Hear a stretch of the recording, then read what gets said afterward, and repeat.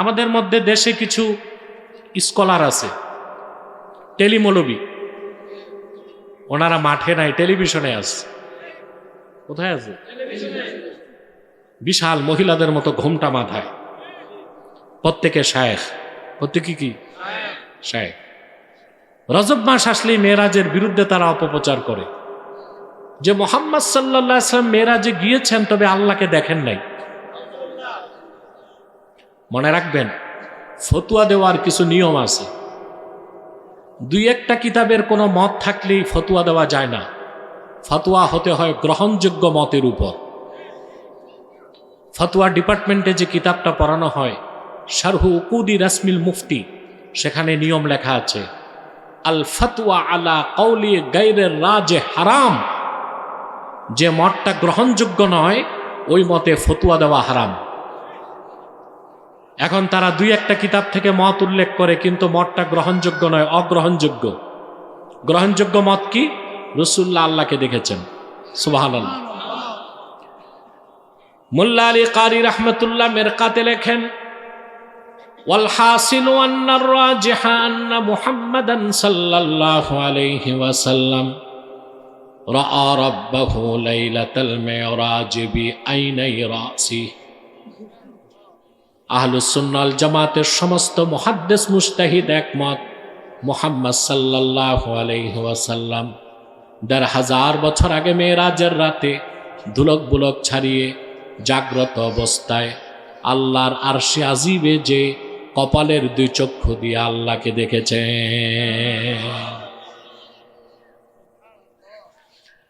আল্লাহ তার হাবিবের মাঝখানে দূরত্ব কতটুক ছিল? ফাদানা ফাতাদাল্লা ফাকানা কাবা কাউসাইনি আও আদনা ফাআওহা ইলা আবদিহি মা আওহা। রাসূলুল্লাহ যখন আরশে আজিমে পৌঁছলেন, আল্লাহ নূরের ঝালওয়া রাসূলুল্লাহর কাছে চলে আসলো। দানা ফাতাদাল্লা, আরো কাছে আসলো। আল্লাহ তার হাবিবের মাঝখানে দূরত্ব ছিল কাবা কাউসাইন, ইমাম কুরতুবীর মতে মাত্র 1 হাত। সেখানে জিবরিলও যেতে পারে নাই। আল্লাহ জিবরিলকে সেখানে পৌঁছতে দেন নাই, আল্লাহ সরাসরি রাসূলুল্লাহর সাথে কথা বলেছেন। আমরা জানি জিবরিলের মাধ্যমে আল্লাহর পক্ষ থেকে যা কিছু আল্লাহর হাবিবের কাছে এসেছে সেটা তো 30 পারা কোরআন। কিন্তু আরশে আজিমে যেখানে জিবরিলও যেতে পারে নাই, সেখানে আল্লাহ তার হাবিবের সঙ্গে কি কথা বলেছেন শুনতে মন চায় নাকি? পৃথিবীর প্রখ্যাত 4টা তাফসীরে আমি দেখেছি, তাফসীর নাসাফি, তাফসীরে কুরতুবী, তাফসীর মাফাতিহুল গায়েব, তাফসীর ইবনু কাসির, 4টি বিশ্বের সেরা তাফসীরের কিতাবে এসেছে আল্লাহ তার হাবিবের সঙ্গে যে কথাগুলো আরশে আজিমে বলেছেন, তার মধ্যে উল্লেখযোগ্য কথা ছিল আল্লাহ আপন হাবিবকে আরশে আজিমে দাওয়াত দিয়ে আপন হাবিবকে সামনে রেখে ঘোষণা দিলেন, ইন্নাল জান্নাতা মুহাররামাতুন আলাল আম্বিয়া হাত্তা তাদখুলাহা ইয়া মুহাম্মদ সাল্লাল্লাহু আলাইহি ওয়াসাল্লাম ওয়া আলাল উমামি হাত্তা তাদখুলাহা উম্মাতুকা। আল্লাহ ডেকে বললেন, মুহাম্মদ সাল্লাল্লাহু আলাইহি ওয়াসাল্লাম, লক্ষাধিক পয়গম্বরের জন্য আমার জান্নাতে প্রবেশ নিষিদ্ধ থাকবে যতক্ষণ আপনি মুহাম্মদ সাল্লাল্লাহু আলাইহি সাল্লাম জান্নাতে প্রবেশ না করবেন। আর লক্ষাধিক পয়গম্বরের উম্মতদের জন্য জান্নাত প্রবেশ হারাম থাকবে যতক্ষণ না আপনার পেয়ারা উম্মতে মুহাম্মদী জান্নাতে না ঢুকবে। সে জান্নাত আমাদের জন্য।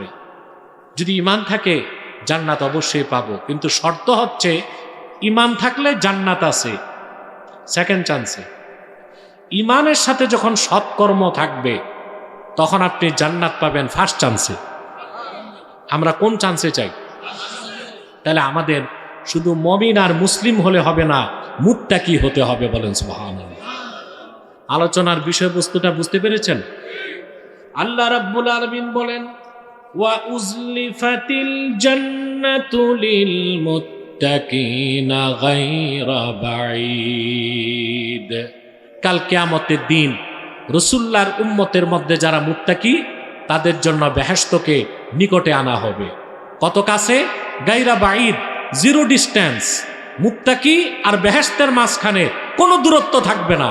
মুত্তাকিরা হিসাব দিবে, চোখের পলকে আল্লাহর জান্নাতে ঢুকবে। মুত্তাকি হতে চান?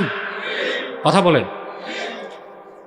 আল্লাহ রাব্বুল আলামিন কোরআন কারীমের অন্যত্র বলেন, মাসালুল জান্নাতিল্লাতী উইদাল মুত্তাকুনা তাজরি মিন তাহতিহাল আনহারু উকুলুহা দাইমুন ওয়া জিল্লুহা তিলকা উকবাল্লাযীনা ইত্তাকাও ওয়া উকবাল কাফিরিনান নার।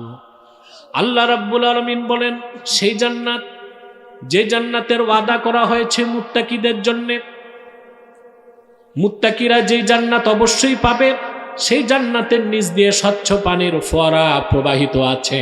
সুবহানাল্লাহ। সেই জান্নাতের খাদ্যটাও চিরস্থায়ী, তার ছায়াটাও চিরস্থায়ী। সুবহানাল্লাহ বলেন। ছায়া চিরস্থায়ী এটা তো বুঝেন, খাদ্য চিরস্থায়ী তার মানে কি? ব্যাখ্যা আছে না? আপনার পকেটে যদি 10 কোটি টাকাও থাকে, এখন যা খেতে মন চায় চাওয়া মাত্র পাওয়া, এটা সম্ভব? এখন এখন টাঙ্গাইলের গরম চমচম খেতে মন চায়, টাকা আছে 10 কোটি, সম্ভব? কাছে যে কুমিল্লা, গরম রসমালাই, তাও কি সম্ভব? এখন সম্ভব? মুক্তাগাছার মন্ডা। প্রিয় ভাইরা, বেহেশত হচ্ছে এমন জায়গা চাওয়া মাত্র পাওয়া। সুবহানাল্লাহ। আল্লাহর হাবিব সাল্লাল্লাহু আলাইহি ওয়াসাল্লাম আব্দুল্লাহ বিন মাসউদকে লক্ষ্য করে বলেছেন, ইন্নাকা লাতাশতাহি তায়রা ফিল জান্নাতি ফায়াখিররা বাইনা ইয়াদাইকা মাশউইয়া। আব্দুল্লাহ বিন মাসউদ, তুমি যদি জান্নাতে তোমার পাখি খেতে মন চায়, মনে জাগবে, মুখে বলার দরকার হবে না, জান্নাতের উড়ন্ত পাখি ভুনা হয়ে তোমার কাছে চলে আসবে। চাওয়া মাত্র পাওয়া। সুবহানাল্লাহ বলে। এই জন্য বেহেশতের খাদ্যকে বলা হয়েছে চিরস্থায়ী। ওখানে ভাইরাস নাই, ব্যাকটেরিয়া নাই, কোনোদিন খাদ্য পচবে না। সুবহানাল্লাহ। খাদ্যকে আপনার কাছে ট্রান্সপোর্ট করার কোনো দরকার হবে না। মনে চাইলেই থোকায় থোকায় ফল, ভুনা গোশত আপনার কাছে চলে আসবে।